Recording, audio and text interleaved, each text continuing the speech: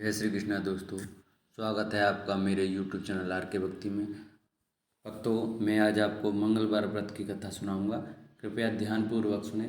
जो भक्त हमारे चैनल पर नए आए हैं वो हमारे चैनल को सब्सक्राइब करें, वीडियो को लाइक करें और कमेंट में श्री हनुमंते नमः अवश्य लिखें। बोलो बजरंगबली की जय। मंगलवार व्रत कथा। व्यास जी ने कहा, एक बार नैमिषारण्य तीर्थ में 80,000 मुनि एकत्रित होकर प्राणों के ज्ञाता श्री सूत जी से पूछने लगे, हे महामुने, आपने हमें अनेकों पुराणों की कथा सुनाई है। अब कृपया करके हमें ऐसा व्रत और कथा बताइए जिसके करने से संतान की प्राप्ति हो तथा मनुष्यों को रोग शोक अग्नि सर्व दुख आदि का भय दूर हो, क्योंकि कलयुग में सभी जीवों की आयु बहुत कम है। फिर इस पर उन्हें रोग चिंता के कष्ट लगे रहते हैं, तो फिर वह श्री हरि के चरणों में अपना ध्यान कैसे लगा सके। श्री सूत जी बोलिए, हे मुनियो, आपने लोक कल्याण के लिए बहुत ही उत्तम बात पूछी है। इस बार युधिष्ठिर ने भगवान श्री कृष्ण से लोक कल्याण के लिए यही प्रश्न किया था।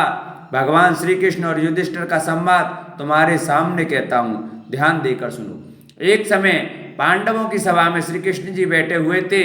तब युधिष्ठिर ने भगवान श्री कृष्ण से प्रश्न किया, हे प्रभु नंदनंदन गोविंद, आपने मेरे लिए अनेकों कथा सुनाई हैं।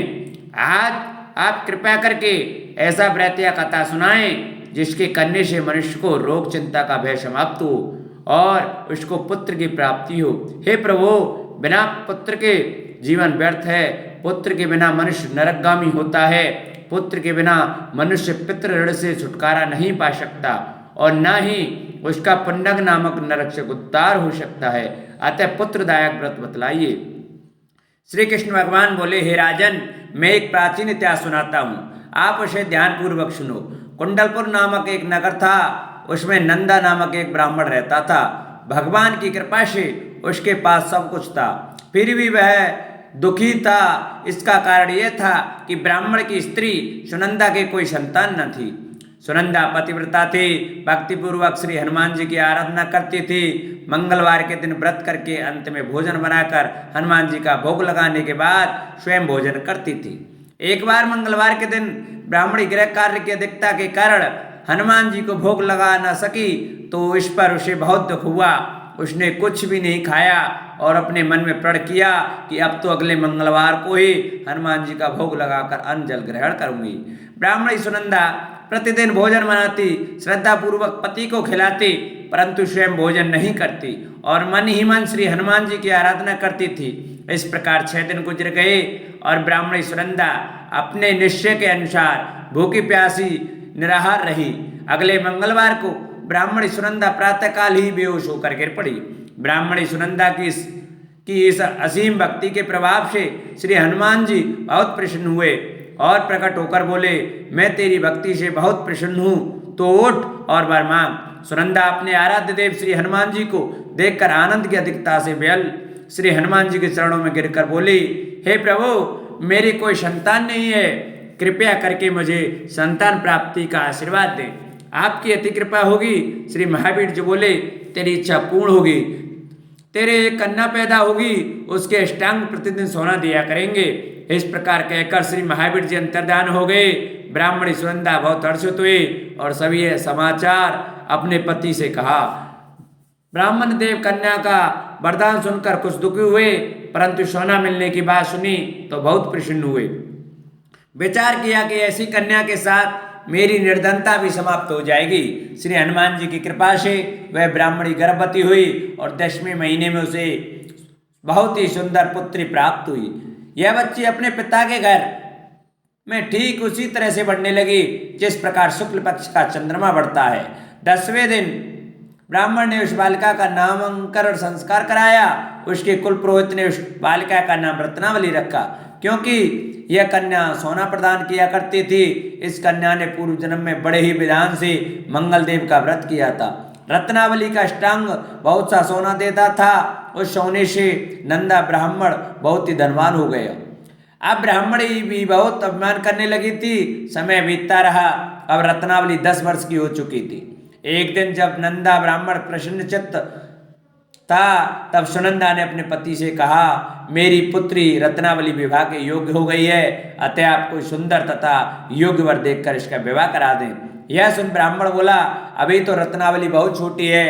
तब ब्राह्मणी बोली, शास्त्रों की आज्ञा है कि कन्या 8वें वर्ष में गौरी, 9वें वर्ष में रोहिणी, 10वें वर्ष में कन्या, इसके 50 रजस्वला हो जाती है। गौरी के दान से पाताल लोक की प्राप्ति होती है, रोहिणी के दान से वैकुंठ लोक की प्राप्ति होती है, कन्या के दान से इंद्रलोक में सुखों की प्राप्ति होती है। अगर हे पतिदेव रजस्वला का दान किया जाता है तो घोर नरक की प्राप्ति होती है। इस पर ब्राह्मण बोला, अभी तो रत्नावली मात्र 10 वर्ष की है और मैंने तो 16-16 साल की कन्याओं के विवाह कराए हैं, अभी जल्दी क्या है। तब ब्राह्मणी सुनंदा बोली, आपको तो लोभ अधिक हो गया है। शास्त्रों में कहा गया है कि माता पिता और बड़ा भाई रजस्वला कन्या को देखते हैं तो वे अवश्य नरक के गामी होते हैं। तब ब्राह्मण बोला, अच्छी बात है, कल मैं अवश्य योग्य वर की तलाश में अपना दूत भेजूंगा। दूसरे दिन ब्राह्मण ने अपने दूत को बुलाया और आज्ञा दी कि जैसी सुंदर मेरी कन्या है वैसे ही सुंदर वह उसके लिए तलाश करो। दूत अपने स्वामी की आज्ञा पाकर निकल पड़ा। पंपई नगर में उसने एक सुंदर लड़के को देखा। यह बालक एक ब्राह्मण परिवार का बहुत गुणवान पुत्र था। इसका नाम सोमेश्वर था। दूत ने इस सुंदर व गुणवान ब्राह्मण पुत्र के बारे में अपने स्वामी को पूर्ण विवरण दिया। ब्राह्मण नंदा को भी सोमेश्वर अच्छा लगा और फिर शुभ मुहूर्त में विधि पूर्वक कन्यादान करके ब्राह्मण ब्राह्मणी संतुष्ट हुए। परंतु ब्राह्मण के मन में तो लोभ समाया हुआ था। उसने कन्यादान तो कर दिया था, पर वह बहुत खिन्न भी था। उसने विचार किया कि रत्नावली तो अब चली जाएगी और मुझे इससे जो सोना मिलता था वह अब नहीं मिलेगा। मेरे पास जो धन था कुछ तो इसके विवाह में खर्च हो गया और जो शेष बचा है वह भी कुछ दिनों पश्चात समाप्त हो जाएगा। मैंने तो इसका विवाह करके बड़ी बड़ी भूल कर दी। अब कोई ऐसा उपाय हो कि रत्नावली मेरे घर में ही बनी रहे, अपने ससुराल न जावे। लोभ रूपी राक्षस ब्राह्मण के मस्तिष्क पर छाता जा रहा था। रात भर अपनी शैया पर बेचैनी से करवटें बदलते बदलते उसने एक बहुत ही क्रूर निर्णय लिया। उसने विचार किया कि जब रत्नावली को लेकर उसका पति सोमेश्वर अपने घर के लिए जाएगा तो वह मार्ग में छिपकर सोमेश्वर का वध कर देगा और अपनी लड़की को अपने घर ले आवेगा, जिससे नियमित रूप से उसे सोना भी मिलता रहेगा और समाज का कोई मनुष्य उसे दोष भी नहीं दे सकेगा। प्रातः काल हुआ तो नंदा और सुनंदा ने अपने जमाई तथा लड़के को बहुत सारा धन देकर विदा किया। सोमेश्वर अपनी पत्नी रत्नावली को लेकर ससुराल से अपने घर की तरफ चल दिया।